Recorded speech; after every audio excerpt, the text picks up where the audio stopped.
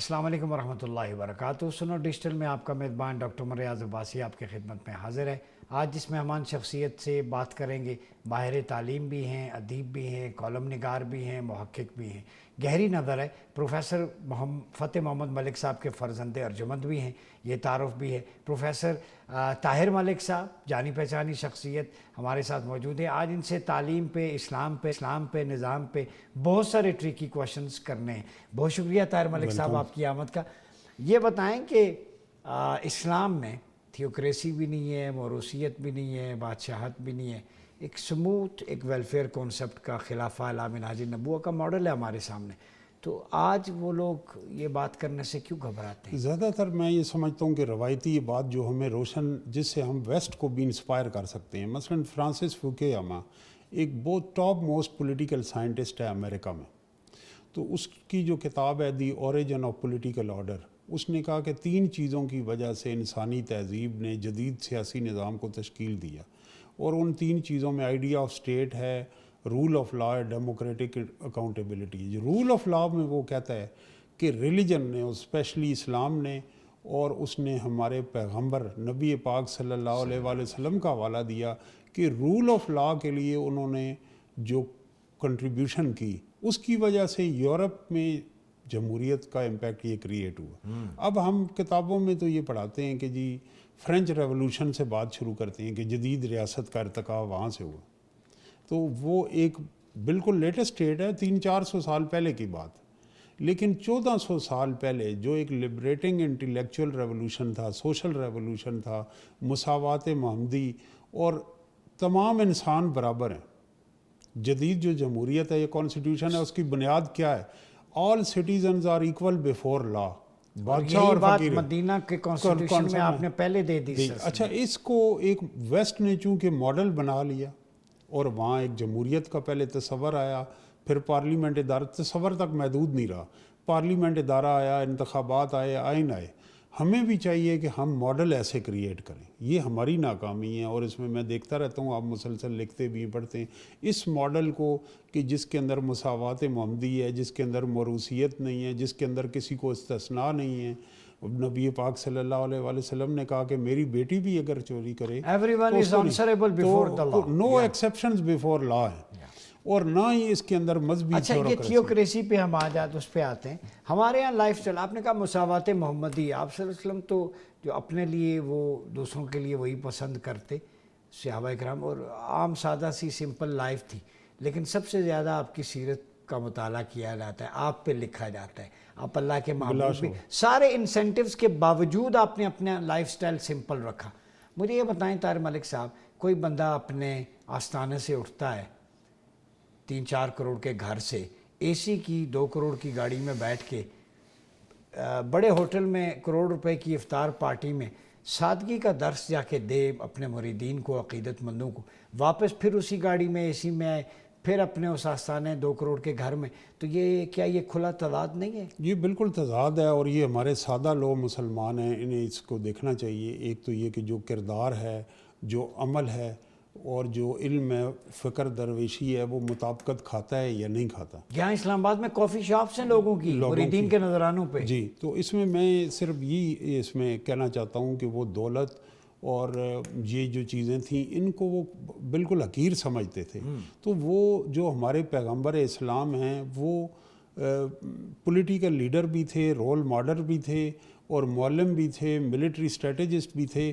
تو ان سے لے کے نبی پاک صلی اللہ علیہ وآلہ وسلم سے لے کے نیلسن منڈیلا تک، جدید تاریخ میں جتنے بھی بڑے لیڈر آئے، ان سب کا جو لیگیسی تھی آج اسی وجہ سے تھی کہ ان کے قول اور فعل میں تضاد نہیں تھا۔ جس کے قول اور فعل میں تضاد ہوتے، وہ وقتی چکا چوند سے چند لوگوں کو گمراہ کر سکتا ہے، لیکن لانگ لاسٹنگ کیا وجہ ہے؟ جو آپ نے ابتدائیہ دیا کہ ابھی تک ان پہ ریسرچ ہو رہی ہے، کہ ان کی شخصیت میں جو ایسی انسپائرنگ چیزیں تھیں، وہ آج تک رہتی دنیا تک ایک مثال ہے۔ اور اس میں یہ بالکل دیکھنا چاہیے کہ کوئی ایسی مذہبی شخصیت، روحانی شخصیت ہو، پبلک ایک ہو، فگر ہو، تو ہمیں یہ دیکھنا چاہیے جو نام اللہ اور رسول کی نسبت لیتا ہو، تو کوئی ہدایت کا فیضان اور سرچشمہ کہلاتا ہو تو وہ اپنی دولت کو غریبوں میں تقسیم کرتا ہے یا نہیں کرتا؟ اچھا طاہر ملک صاحب، آپ کا چونکہ ایجوکیشن پہ بھی گہری نظر ہے، تعلیم سے تعلق رہا ہے، اس شعبے سے اب بھی ہے، ہم نے دیکھا کہ یہ ایک بڑا میلا فائڈیز ایکیڈیمک سرکل میں بھی ہیں، وہ اس اعتبار سے کہ آپ نے ایک پروجیکٹ لیا، مثلا میں نے ایچ ای سی سے 1 ملین کا، 2 ملین کا، 5 ملین کا، 10 ملین کا، اتنے ہوتے ہیں، تو وہ مائنورٹیز کے رائٹس جی پاکستان میں مثلا کسی نے لیا، اور لینے والے بھی اسلامک اسٹڈیز والے ہوتے ہیں اکثر، تو وہ پروجیکٹس پہ تصویریں بنوا کے، سیمینار بنوا کے، زبانی جمع خرچ ادھر گیا جی، 2 سکھوں سے ملا، 3 ہندوؤں سے، پروجیکٹ مکمل ہو گیا. لیکن جب اپنی مسجد میں وہی شخص درس دینے جاتا ہے تو وہ انتہا پسندی اور بنیاد پرستی کی تعلیم دیتا ہے، دوسرے مسلک کے خلاف فتویٰ دیتا ہے. تو یہ بھی منافقت نہیں ہے کہ یونیورسٹی میں جاتے ہیں کلاس میں تو اور رنگ ہوتا ہے، اپنی کمیونٹی مسجد میں جاتے ہیں تو اور رنگ ہوتا ہے، اپنی فیکلٹی ایچ او ڈی ایک مسلک کا ہے، نیچے قطاریں لگ جائیں گی اسی مسلک کی. ایچ ای سی کو اس طرف نہیں زور دینا چاہیے؟ میں سمجھتا ہوں کہ ہم سینسٹائز نہیں ہیں، خود احتسابی نہیں ہیں. تو ایک استاد جو جس کے ہاتھ میں قلم ہے، وہ تب کہ وہ وکیل ہے، صحافی ہے، استاد ہے، مولم ہے، جج ہے، ان کا کریکٹر ان بلیمشڈ ہونا چاہیے، ان کے اوپر کوئی انگلی نہ اٹھا سکے. یہ بچیوں کے میسیجز میں آپ کو دکھا دوں نا، یہ سیکس اسالٹ اور وہ جو ہے سپرویژن کے نام پہ کہ اگر مجھ سے تھیسس کی سپرویژن نہ لی تو یہ کروں گا، اچھے نمبر آ جائیں، فلاں کافی شاپ پہ چلو، یہ تعلیمی اداروں میں یہ استاد کا یہ میں سمجھتا ہوں کہ ایبسولوٹ پاور کرپٹس ایبسولوٹلی. ایک مثال ہے تو جو ایبسولوٹ پاور زندگی کے جس شعبے میں ہے، خواہ وہ استاد ہے، ڈاکٹر ہے، ٹیچر ہے، وکیل ہے، وہ ایبسولوٹ پاور کو چیکس ہونے چاہیے. اور جس طرح انفیئر مین پیس پہ جس طرح ہم مغرب کی بات کرتے ہیں تو آسٹریلیا میں اور دوسری یورپ میں یہ لا ہے کہ آپ سوشل میڈیا پہ اسٹوڈنٹ آپ کے ساتھ ایڈ ہی نہیں ہو سکتے. آپ کی جتنی کنورسیشن ہوگی وہ آفیشیل ای میل کے ذریعے ہوگی، وہ فون پہ بھی نہیں ہو سکتی، وہ واٹس ایپ پہ بھی نہیں ہو سکتی. آفیشیل ای میل پہ کیوں ہوتی ہے ایک پروفیسر کی اسٹوڈنٹ کے ساتھ کنورسیشن؟ وہ اس لیے ہوتی ہے کہ وہ یونیورسٹی کے پاس بھی اس کا پاسورڈ ہوتا ہے اور یونیورسٹی بھی اس کمیونیکیشن کو دیکھ رہی ہوتی ہے. اور دوسرا، آپ کسی کے یہاں پہ ایسا نہیں کہ کسی ٹیچر کے ساتھ میٹنگ آپ کرتے ہیں تو دروازہ مکمل بند نہیں ہونا چاہیے، وہ 1/3 کھلا ہونا چاہیے، پردے سارے آگے نہیں ہونے چاہیے. اور آؤٹ آف یونیورسٹی پریمیسز آپ کسی اسٹوڈنٹ سے ملاقات کے بہانے یا ایکیڈیمک ورک، ریسرچ ورک، ٹیچنگ نہیں مل سکتے. اور اس طرح کی جو چیزیں کانفلکٹ آف انٹرسٹ ہیں، مفادات کا ٹکراؤ کیا ہے، یہ جو ہے یہ گائیڈ لائن ہمیں ایچ ای سی نے بتانے تھے، یونیورسٹیوں نے مشتہر کرنے تھے. یونیورسٹیوں کا کام تھا کہ وہ پراسپیکٹس میں اپنی ویب سائٹ پہ یہ دیکھیں کہ یہ گائیڈ لائن ہے، یہ ریڈ لائن ہے. اگر کوئی لمٹ کراس کر رہا ہے، بعض اوقات اسٹوڈنٹس میں سے بھی لمٹ کراس ہوتی ہے، تو ٹیچرز کے پاس بھی ایسے ہونے چاہیے، ریڈ فلیگز آن ہونے چاہیے.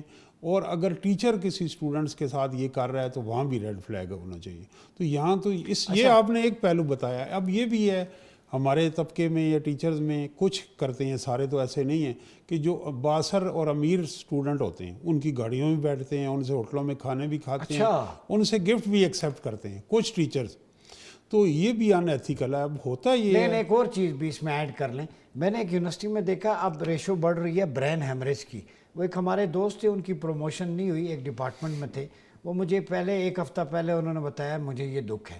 ایک تو ان کا مجلہ وغیرہ پریشر کافی تھا، یہاں ایچ ای سی میں بھی پیسے دے کے آپ میگزین نکلوا لیں کمیٹی میں اپنے بندے کے تھرو، یہ اثر رسوخ ہوتا ہے. بے شک ہائر ایجوکیشن کمیشن والا میرا چیلنج ہے، اس پہ میرے پاس ثبوت موجود ہے. کس نے ایک بندے نے 3 میگزین بھی لیے؟ کس ملک میں ہوتا ہے؟ آپ نے پیدا گیری بنائی ہوئی ہے تعلیم کے نام پہ کاروبار. پھر ایک بندہ پچھلے دنوں میں نے وزٹ کیا، ہاسپٹل میں تھا، یونیورسٹی پروفیسر، ہارٹ اٹیک ہوا، ہوتے ہوتے بچ گیا، بلڈ پریشر. میں نے کہا کیا؟ کہتے اسٹریس، لیگ پولنگ، یہ جو پروموشن نہیں ہو رہی، دوسرے مسلک کا بندہ تنگ کر رہا ہے. یونیورسٹیز میں آپ کو بتاؤں، میں کارڈک اسپیشلسٹ کے پاس گیا ہوں، اس وقت ایکیڈیمک سرکل میں سب سے زیادہ کارڈک اریسٹ اور برین ہیمریج ہو رہے ہیں، وہ ٹاکسک ایکیڈیمک کلچر کی وجہ سے. دیکھیں اس میں کچھ میں سمجھتا ہوں کہ جو پالیسیز ہیں ایچ ای سی کی اور جو فیکلٹی ہے، دونوں اس میں قصوروار ہیں. وہ اس وجہ سے کہ ریسرچ کے بجائے کانٹریکٹرشپ ہو گئی. کانٹریکٹرشپ کیا ہے کہ یہ ٹھیکہ ہے، اب جو اسٹوڈنٹ آپ کے ساتھ ہائر ایجوکیشن میں پرسیو کر رہے ہیں M Phil P H D میں، ان کی مجبوری ہے ریسرچ آرٹیکل، اور آپ اس میں ان پٹ ہی نہیں دیتے. وہ ان پٹ جو ایک سپروائزر کو پروفیسر کو دینی چاہیے، آپ کا اس آرٹیکل میں بہت ساری جگہ ان پٹ بھی ہے اور بہت ساری جگہ ٹیچرز کا ایک ورڈ بھی نہیں ہوتا اور ان کا نام ساتھ آ جاتا ہے، ان کی پروموشن کاؤنٹ ہو رہی ہوتی ہے. تو یہ سارا جو نظام ہے اس کو ہمیں ری ایویلیویٹ کرنا چاہیے. اور تیسرا یہ ہے کہ آکسفورڈ یونیورسٹی میں ایسوسیٹ پروفیسر، فل پروفیسر بننے کا جو معیار ہے ہارورڈ اور آکسفورڈ میں، وہ اگر پاکستانی پروفیسر کوئی جائے تو وہ وہاں کوالیفائی نہ کر سکے، کیونکہ اس کی جو وہاں کے پروفیسر پاکستان میں پروموشن کے قابل نہ ہوں. ان کے پاس اتنے ریسرچ آرٹیکل کی ریکوائرمنٹ ہی نہیں ہے آکسفورڈ اور ہارورڈ میں کہ وہ اتنے ریسرچ آرٹیکل لکھیں گے تو وہ ایسوسیٹ بنیں گے، اسسٹنٹ بنیں گے. اب تو ریسرچ آرٹیکل والی منڈی بھی لگ گئی ہے، کیونکہ انہیں پتہ ہے کہ ایک جینون جو تحقیق ہے وہ یہاں لوگ رات کو ریسرچ آرٹیکل ایسے بھی ہیں لکھتے ہیں تو صبح وہ ان کا کانفرنس میں جانے کے لیے پیپر تیار ہوتا ہے. تو یہاں پہ 2 سے 3 سال ایک انٹرنیشنل لیول کا جو جرنل ہے اس میں اگر آپ کا آرٹیکل اپروو ہو گیا ہے تو اس کو آپ کو فیلڈ ریسرچ کے لیے 2 سے 3 سال آپ کے سامنے بیٹھا ہوا ہے گھوسٹ آتھر رائٹر، کہیوں کہ میں کیا پردہ نشین. اچھا اب میں یہ آپ کو بتاؤں کہ یو کے میں یہ لا کہ اگر آپ کے 2 ریسرچ آرٹیکل ہو گئے ہیں تو آپ پی ایچ ڈی کی ڈگری کے حقدار ہیں. اور یہاں پہ ایک اور بھی بتائیں، حکومت کو تجویز دیں ریاست کو، یہ جو پی ایچ ڈی تھیسس کی فیس ہے ایویلویشن $1000 یا 1500، یہ فورن ایکسچینج پہ ریزرو ہے. اور اس میں ایک بڑا کلونیل ایک بات ہے ڈاکٹر صاحب کہ ہم نے باہر سے مراد یہ کہ ملک سے باہر تھیسس ایویلویٹ ہو، ہمارے نہیں ہے. نہیں چلیں یہاں ہے کہ جی وہ اپروچ نہیں ہوں گے، لیکن ہم نے اس میں ساؤتھ ایشیا ہے، ایران ہے، بنگلہ دیش ہے، سری لنکا، انڈیا، ان کو نہیں رکھا ہوا. ہم نے یورپ اور امریکہ اور انہیں ڈالر میں پیسے دینے ہوں. ہمارا تھیسس چائنا جا سکتا ہے، ہمارا تھیسس ایران جا سکتا ہے. $1000 اس وقت میں نے دیے تھے، اب تو 1500 2000. اور دوسرا وہ اسٹوڈنٹ بھی بیچارے قرض لے کے وہ ایویلویشن کی فیسیں لیتے ہیں، مائیں چوڑیاں بیچ کے بچوں کو پڑھاتی ہیں. اچھا ایک اور بتائیں، ریسرچ آرٹیکل میں ہمارے یہاں وائی میں زیادہ ہیں رسالے ریسرچ، یہ ٹیکنیکل ہے، اور ایچ اے سی نے جو پہلے تھا H G R S system general recognition, اس میں WXY اب وہ ختم کر دیا ہے. ٹھیک ہے، ہم نے بہت آواز اس پہ اٹھائی، چلیں وہ نکل ہی گیا. اب مسئلہ ایک اور ہے، ویب آف سائنس اور اسکوپس، یہ 2 مافیاز ہیں جن پہ کوئی بات ہی نہیں کرتا، ٹیلر اور فرانسس. چونکہ ان کا کام ہے کہ ایک جرنل کو تھوڑی دیر کے لیے نکالنا، تھرڈ ورلڈ کنٹریز، تاکہ جب وہ اسکوپس سے اس وقت کے لیے نکل گیا کم فیس لے آئیں تو ان کے پیپر بھی چھپ جائیں، پھر 1 ماہ بعد اپلیکیشن دے کے پھر وہ اسکوپس میں آ جاتا ہے جرنل.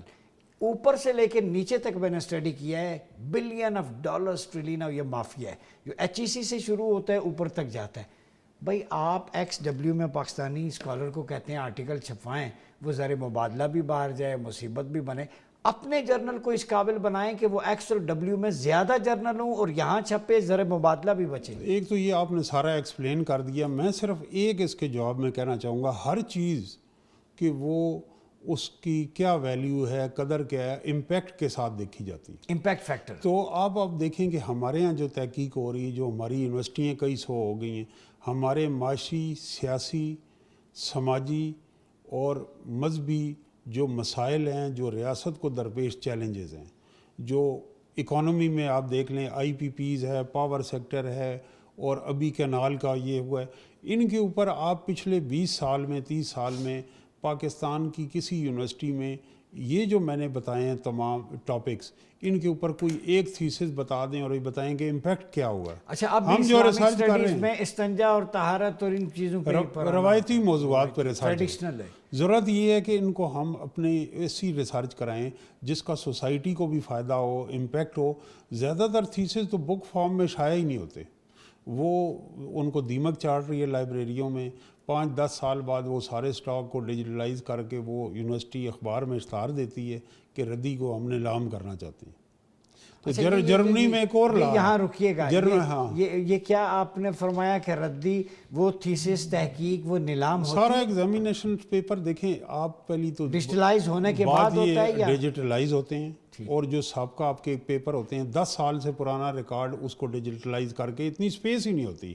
میں یہ کہنا چاہتا ہوں امریکہ میں اور جرمنی میں یہ ہے کہ اگر آپ کا PhD کا تھیسس جب وائوے کے لیے جاتا ہے تو آپ کو ساتھ ایک لیٹر لگانا پڑتا ہے کہ فلاں پبلشر یہ کہتا ہے کہ میں دلچسپی رکھتا ہوں میں اس کو تھیسس کو کتابی شکل میں شائع کروں، وہ بھی ایک ہوتا ہے. اور ڈیفینس پبلک ہوتا ہے، اخبار میں اشتہار ہوتا ہے، اور پی ایچ ڈی کی ڈگری بہت بڑی چیز ہوتی ہے. تو پاکستان میں بھی اچھی ریسرچ ہو رہی ہے، لیکن زیادہ تر جو ریسرچ ہے وہ نہ شائع ہوتی ہے، نہ کہیں وہ کوٹ ہوتی ہے، نہ معاشرے پہ اس کا امپیکٹ آتا ہے.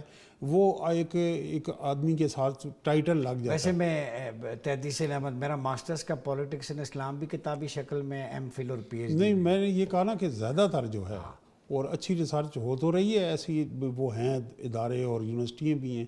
تو یہی وجہ ہے کہ ہماری جو ایک اور میں آپ کو بتاؤں کہ جو ہمارے پی ایچ ڈی سے بڑی ڈگری کوئی نہیں، اور وہ پی ایچ ڈی جن لوگوں نے کی ہے یا جس میں میرے جیسے نالائق پروفیسر بھی شامل ہیں، ہم امریکہ کا گریجویٹ لیول کا ٹیسٹ پاس نہیں کر سکتے، جی آر ای. وہ کہتے ہیں آپ کی سب ڈگریاں ایکسیپٹیڈ ہیں، آپ ذرا یہ گیٹ کا جی آر ای کا سکور لے ہیں. تو سبجیکٹ ہے ہمیں ایچ ای سی کو یہ نوٹس لینا چاہیے کہ اگر ایک پی ایچ ڈی پاس شخص یا ایک میرے جیسا پروفیسر وہ عالمی سطح کا گریجویٹ لیول کا امتحان پاس نہیں کر سکتا. اچھا تو پھر کیا ایک سوال ہو رہا ہے، بہت سارے گریجویٹس نے ہم نے پوچھا، ہم نے انہیں کہا آج آپ کو دعوت دیں گے، لوگ آپ سے محبت کرتے ہیں اسٹوڈنٹس بہت زیادہ. وہ کہہ رہے تھے سر سے یہ بھی پوچھیں کہ این ٹی ایس جو ہے نیشنل ٹیسٹنگ سروس، یہ بھی ایکسپلائٹ کر رہی ہے فیسوں کے نام پہ. اور دوسرا اس میں جو سلیکشن ہے نا کرائٹیریا، ہسٹری کا، انالیٹکس اور میتھمیٹک، ایک بندہ جس کا سوشل سائنس فیلڈ ہے وہ فزکس کیمسٹری میتھمیٹیکل ایکویشن پہ کیا ٹیسٹ پاس کرے گا؟ وہ اس پہ بھی آواز. ہاں سبجیکٹ ریلیٹڈ ہونا چاہیے. کچھ میں سمجھتا ہوں کہ جو بیسک سائنس ہے، لینگویج ہے، وہ ہمارا یہ ایچ ای سی کی بات ٹھیک ہے کہ آپ کا ڈسپلن کچھ کوئی بھی ہو، انالیٹیکل سکل بنیادی ہونے چاہیے. بنیادی لیکن اگر ایک اسلامک اسٹڈیز کا اسٹوڈنٹ ہے، اکنامکس کا ہے، لا کا ہے، اس سے جو ٹیسٹ لینا اس کے سبجیکٹ اسپیسیفک ٹیسٹ ہونا چاہیے. ریاضیاتی فارمولے نہیں. اور دوسرا اب یہ بھی ہے کہ بہت ساری پرائیویٹ کمپنیز آ گئی ہیں اور وہاں بعد میں اسکینڈل آتا ہے کہ وہ وہاں یہ چیزیں مینیج ہوتی ہیں، بڑی بڑی سٹوریز آئی ہیں. اور ایک نوجوان جو بے روزگار آتا ہے معاشرے میں، پہلے وہ ڈگری کے لیے بھاری فیس دیتا ہے یونیورسٹی میں، ڈگری نکلوانے کے لیے دیتا ہے، پھر آئے روز جو سرکاری اداروں میں جاب اپلائی کرنے کے لیے 5-10 ہزار روپے اس کا خرچ ہو جاتا ہے. پھر وہ ٹیسٹنگ سروس کا کرتا ہے. تو میں سمجھتا ہوں ایک بے روزگار نوجوان کی جیب کا احساس کرنا یہ بھی ذرا وائس چانسلرس کو بھی ہم مخاطب، یہ گورنمنٹ کو بلکہ ریاست کو، کہ job assistant professor, lecture, associate, ساری پروفیسر لسٹ آئی ہے جی. اچھا ڈرافٹ بنائے جی، اس کے عوض یونیورسٹی کے نام 2000 کا 3000 کا. پچھلے دنوں میرے پاس ایک سٹوری آئی کہ ایک یونیورسٹی نے جاب ایڈورٹیزمنٹ میں جو اپلیکیشنز ان کے پاس گئی اس کی مد میں 3 کروڑ روپیہ چھاپ لیا. اب اس میں اسامیاں ٹوٹل 4 ہیں، یعنی وہ 4 اسامیاں رکھ بھی لیں تو ان 4 کی ساری زندگی کی شاید تنخواہ انہوں نے لوگوں سے وصول کر لی. یہ بے روزگاری کی مارکیٹ میں آپ منافع، یہ بھی مارکیٹنگ ٹیکٹک ہے نا، غلط ہے. یہ کس طرح سے یہ ایکسپلائٹیشن ہو رہی ہے کہ بے روزگاری کی جو مارکیٹ ہے. اسی طرح جو یہاں کمپنی ہیں، جو کوریئر کمپنی ہیں جو ویزے اپلائی کراتی ہیں، بعض ملکوں کی ویزا فیس کم ہے اور ان کے کوریئر چارجز زیادہ ہیں. مثلا اگر آپ تھائی لینڈ کا ویزا اپلائی کریں تو ان کی فیس نامل ہے، اور کوریئر کمپنی 2-3 گنا زیادہ پیسے لے. تو یہ جو بے لگام پرائیویٹائزیشن ہے، اس بے لگام پرائیویٹائزیشن نے ہوس سے سرمایہ ہوس. اچھا ایک سوال اور آیا ہے کہ جو ہمارے لوگ ابھی رمضان میں صدقہ فطر اور روزوں کا فدیہ کفارہ، اس میں ظاہر مختلف اپنی استطاعت کے مطابق گندم، جو، کھجور، کشمش، ٹھیک ہے، اجوا کھجور، کوئی بھی استطاعت نہیں. اس پہ آپ کی کیا رائے ہے؟ چونکہ مطلب اللہ نے آپ کو دیا ہے. یہ بڑا اچھا آپ کا سوال ہے، اور میں سمجھتا ہوں کہ عید قریب ہے اور ابھی لوگ اس عمل سے گزر رہے ہیں، تو یہ فوری طور پہ عوام تک بات پہنچنی چاہیے کہ ابتدائی شکل میں جو بیسک ایک تھا اس وقت کے کہ پرتعیش چیزیں جو تھیں ان کی تعداد محدود تھی، جس میں سے آپ نے بتایا کہ اس میں کشمش ہے، اس کے اندر ڈرائی فروٹ ہے، اس کے اندر شہد ہے، اس کے اندر اور میوہ جات ہے، لیکن گندم بنیادی چیز تھی. 2 کلو جو اب معاشرے میں یہ جو ایک مس پرسیپشن آ گئی ہے کہ گندم کو میں ایک ہی چیز کا ذکر کرتے ہیں. اگر میں صاحب حیثیت ہوں، سربت ہوں، تو اچھی کھجور جو ہے اس وقت وہ اجوا تو ایک بہت ہائی اینڈ کھجور، اچھی کھجور آپ کو 2000 روپے 1000 روپے کلو ملے گی. اگر آپ کوئی بھی بیسک لیتے ہیں 2 کلو کھجور 2000 روپے. تو ایسے شخص پہ کہ جو صاحب استطاعت ہے اور وہ چاہتا ہے، یہ مذہبی ہمارا فریضہ ہے کہ ہم اپنی خوشیوں میں ارد گرد نیبرہڈ میں، رشتہ داروں میں، برادری میں، گاؤں میں نیبرہڈ میں غریب لوگوں کو اس قابل بنائیں کہ پردے سے ان کے بچے بھی عید کی خوشیوں میں شریک ہوں. تو کیا صرف 2 کلو گندم جو آج کل 160 روپے کی 2 کلو گندم ہے، 160 روپے ادا کرنے سے وہ عید منا لیں گے، عید کی خوشیوں میں شریک ہو جائیں گے؟ نہیں. میں سمجھتا ہوں کہ جو صاحب استطاعت جو لوگ بڑے بڑے ہوٹلوں میں 5 اور 6 ہزار روپے کا افطار بوفے کر رہے ہیں، وہ اگر 200 روپے گندم دیں گے پورے تو طاہر ملک صاحب آپ کے جواب کو کیلکولیٹ کیا ہے. اچھی کھجور 1000 روپے کلو، 2 کلو 2000 روپے کی. 30 روزوں کا اگر کسی کے چھوٹے ہیں فدیہ صاحب ثروت کو جو ویل آف ہے 60,000 روپے بنتا ہے، کفارہ بھی یہی بنتا ہے. تو اگر کوئی گندم کے حساب سے دینا چاہے تو 100 روپے کلو ہے. 2700 روپے گورنمنٹ نے ریٹ لکھا ہے، 3000 کر لیں، 3000 روپے من ہے گندم. نہیں کلو کیا ہوگی؟ 100 روپے کلو. 200 ضربے 30 یہ بنے گا آپ کا مہینے کا 6000 روپیہ. لیکن اور اس میں جو دوسرا یعنی آپ ہم یہ سمجھائیں ناظرین کو کہ عام آدمی متوسط طبقہ وہ 6000 روپے روزوں کا فدیہ کفارہ یا جو بھی ہے وہ مہینے کا. لیکن ایک بات جو آپ نے اہم کی یہ ٹھیک ہے، یہ آپ نے درست ایکسپلین کر دیا. میں اس کے ساتھ دوسری بات عید کی نماز سے قبل فطرانے کی بھی کر رہا ہوں. جی جی جی جی بالکل. تو فطرانے میں یہ ہے کہ اب میں نے وہ یہ کر دیا، زکوٰۃ بھی دے دی، فطرانہ فیملی ممبر جتنے ملٹیپلائی ہوگا اس کو بھی لوگ گندم کی سطح پہ دے رہے ہیں. صاحب ثروت لوگ جو آپ پوائنٹ بتا رہے ہیں، کیا 2 کلو گندم میں اگر میں نے کسی فیملی کو 1000 روپے دے دیے، 500 دیے، وہ عید منا سکتا ہے؟ بالکل. تو عباسی صاحب یہ ہے نا، اسلام آباد میں پنڈی میں یا صاحب ثروت جن کی گاڑی ہے، گھر ہے، بینک بیلنس ہے، وہ صاحب زکوٰۃ نصاب ہیں، صاحب نصاب جو آلریڈی ہے، انہیں چاہیے کہ کوئی اتنا تو ہو 5-7 ہزار روپیہ اس کا عید کا دن اچھا بچوں کا. یہ بڑا اہم پیغام ہے. ہمیں اس پہ کرنا چاہیے کہ اگر آپ مہنگے ہوٹلوں میں جا کے 6000 کا 10,000 کا افطار بوفے کھا سکتے ہیں تو آپ کو 5-6 ہزار روپے کم از کم ایک فیملی کو عید منانے کے لیے ضرور دینے چاہیے. بلکہ جتنا آپ ایک ٹائم کا افطار بوفے کریں گے وہ فطرانہ، وہ بڑے بڑے عمراء کے گھر میلاد میں افطاریاں ہو رہی ہیں، تو ایک فیملی کو کم از کم 5,000 تو آپ دیں تاکہ وہ اچھے طریقے سے عید منا سکیں. بہت شکریہ طاہر ملک صاحب. بہت خوبصورت نوٹ پہ ہم نے اس کو اینڈ کی طرف لے کے گئے، فطرانے پہ اور کفارے پہ، فدیے پہ. اور لوگ جو ویل آف ہیں انہیں چاہیے کہ وہ اپنا نصاب جو ہے وہ فطرانے کا ہو یا فدیے کا ہو وہ گندم سے نہ شروع کریں. اگر ہم بیسٹ کافی شاپ پہ جا کے ڈنر کر سکتے ہیں، افطار بوفے وہ کر سکتے ہیں، تو پھر بات کھجور اور کشمش سے شروع کر دیں. اپنے بچوں کے لیے اگر برگر یا سافٹ ڈرنکس یا باقی چیزیں آپ خرید سکتے ہیں تو غریب کا بچہ اس دن اگر اچھے کپڑے پہن لے گا تو اللہ کی بارگاہ میں آپ کو. اور یہ یاد رکھیں، ملک صاحب بیٹھے، حضور نے فرمایا جو تم اللہ کی راہ میں خرچ کرتے ہو تو وہ 700 گنا بڑھا کے اجر لکھ دیا جائے. ماشاءاللہ ماشاءاللہ. وہ تمہیں ملے گا بھی اگر تم نے پیسے خرچ کیے، کسی اور ذریعے سے مل جاتا ہے غیر محسوس انداز میں. تو یہ کبھی نہ دیکھیں، اللہ کی راہ میں خرچ کرنے سے کم نہیں ہوتا، ملٹی پلائی ہوتا ہے. ملٹیپلیکیشن ملک صاحب نے بتایا کتنی زیادہ ہوگی. اللہ کے اجر کے ثواب کے مستحق ہوں وہ لوگ جو اس مہینے میں روزے کا کفارہ اور فدیہ نکالتے ہیں. تو امید ہے کہ آپ رمضان المبارک میں غریبوں کو بھی اپنی خوشیوں میں شریک کریں گے. پاکستان اسی طرح سے جو ایمپیتھی، مساوات محمدی کی بات کی ہے، اسی طرح آگے بڑھے گا. اپنا بہت خیال رکھیے گا. اپنے میزبان ڈاکٹر عمر یاد عباسی کو اجازت دیجیے. اللہ حافظ.